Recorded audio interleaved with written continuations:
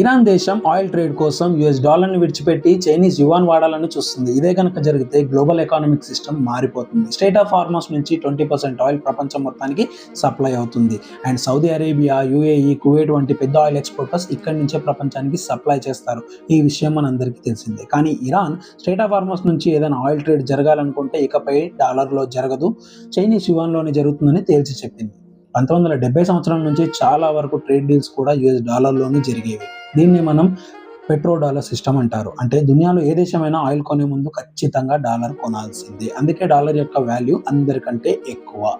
State of హార్మస్లో dollar కాకుండా యుఎన్లో కనుక trade జరిగితే చైనా దేశానికి లాభం కలుగుతుంది. ఇప్పటికే చైనా దేశం అందరికంటే ఎక్కువ ఆయిల్ ఇరాన్ నుండి కొంటుంది. మిగిలిన దేశాలు కూడా డాలర్ కాకుండా యువాన్లో కనుక ఆయిల్ ట్రేడ్లు కనుక జరిగితే ఈ యుఎస్ డాలర్ యొక్క మోనోపలి ఏదైతే ఉందో దానికి చెక్ పెట్టే అవకాశం ఉంటుందని గ్రహించిన ఇరాన్ ఈ నిర్ణయాన్ని తీసుకుంది. ఈ ఇన్ఫర్మేషన్ మీకు నచ్చినట్లయితే మన వీడియోని లైక్ చేయండి అండ్ మన ఫ్రెండ్స్ అందరికీ వీడియోని షేర్ చేయండి. Thanks for watching.